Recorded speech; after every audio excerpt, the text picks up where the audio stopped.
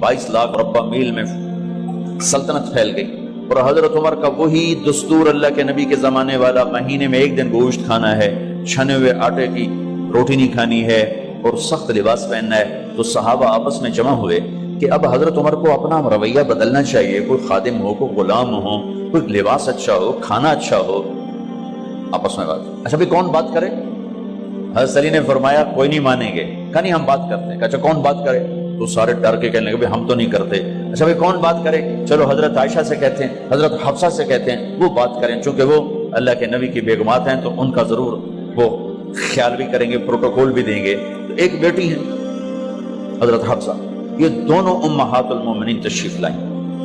आप उठ के बैठ गए। हजरत आयशा ने बात शुरू की, अमीरुल मोमिनीन आपसे एक बात करनी है। कहो। अल्लाह का नबी का दौर था, दुनिया आई नहीं तो वो फक्र में चले गए। फिर मेरे बाप का दौर आया तो दुनिया कोई नहीं आई थी, वो भी फक्र में चले गए। अब अल्लाह ने आपका दौर हमें दिखाया है, मुल्क फतह हो गए, सोने चांदी के ढेर लग गए और आप उसी फकीरी पर हैं। हम दोनों ये अर्ज करने आई हैं कि आप अपना तर्ज जिंदगी बदल लें। तो एकदम चेहरे का रंग बदला। फरमाया किसने भेजा है तुम दोनों को मेरे पास? हज़रत आयशा ने कहा पहले आप हाँ ना करें फिर हम बताएंगे किसने भेजा है। फरमाया अगर मुझे उनके तुम नाम बताओ ना तो मैं मार मार उनके चेहरे लाल कर दूं जिन्होंने तुम्हें मेरे पास भेजा है। फिर उनके आंसू भर आए। फिर फरमाया मेरी बेटी हफ्जा, मैं आयशा से नहीं तुझसे बात कर, तू बता, तू घर वाली है। जिंदगी में अल्लाह के नबी ने 2 टाइम खाना खाया? कभी 2 टाइम खाना खाया? अल्लाहुम्मा नाम का जी नहीं खाया, नहीं खाया।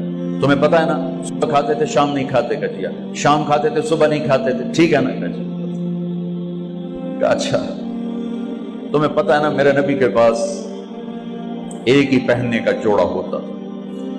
तुम्हारी अलमारियों में तुम्हारी बेगमात के 200 जोड़े लटके होते हैं, तुम्हारे 50 जोड़े लटके होते हैं। हफ्जा तेरे घर में नबी के 2 जोड़े थे या एक था? एक था।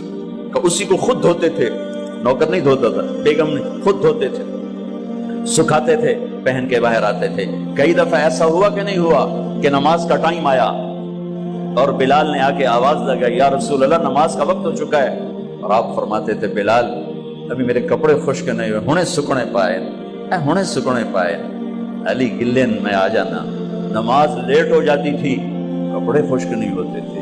और तुम्हें वो दिन तो याद होगा कि एक दफा जोड़ा भी नहीं था, एक चादर ही थी, उसी को गले में और बदन पे लपेट के नमाज पढ़ाई थी। और तुम्हें वो भी याद होगा कि एक दफा चादर भी नहीं थी तो एक अंसारी औरत से कपड़े उधार मांग के जाके नमाज पढ़ाई थी। तुझे याद है हफ्सा मेरे नबी ने कभी टेक लगा के खाना खाया? तो याद है कभी टेक लगा के खाना खाया? हमेशा ऐसे झुक के खाना खाया कि मैं गुलाम हूं, गुलामों की तरह खाऊंगा।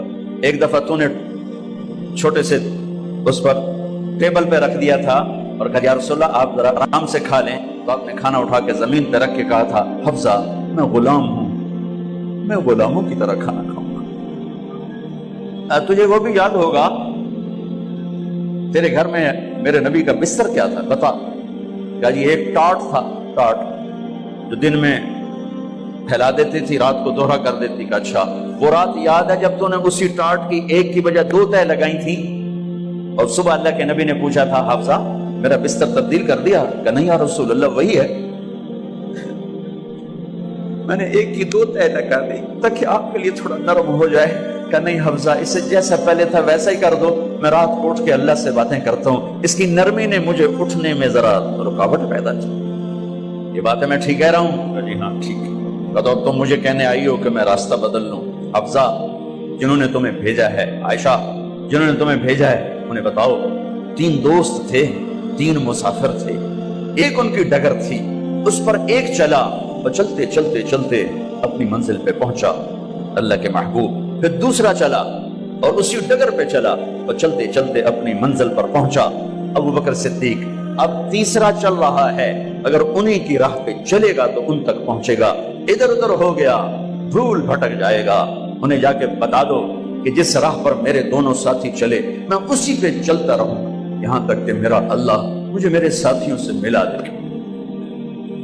اللہ نے کیسے ملایا؟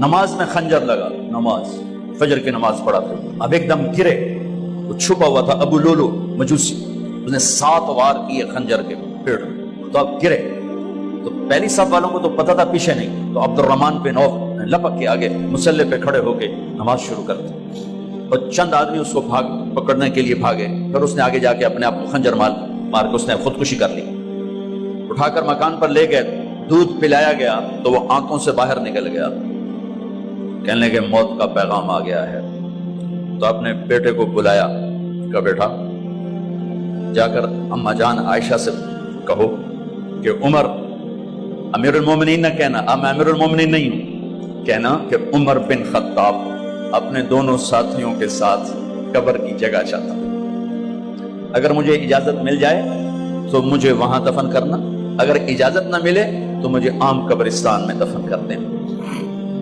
عبداللہ بن عمر تشریف لے گئے تو اما عائشہ بیٹھی رو رہی تھی، کہا اما جان میرا باپ عمر بن خطاب اجازت چاہتا ہے قبر کی اپنے دونوں ساتھیوں کے ساتھ، تو حضرت عائشہ رضی اللہ تعالیٰ عنہ رونے لگی، پہلے بھی رو رہی تھی، کہا عبداللہ یہ جگہ تو میں نے اپنے لیے رکھی ہوئی تھی کہ میں اپنے خامند اور باپ کے ساتھ میں بھی ایک کونے میں سو جاؤں گی، لیکن اگر عمر کی خواہش ہے تو اس جگہ کا عمر مجھ سے زیادہ حقدار ہے۔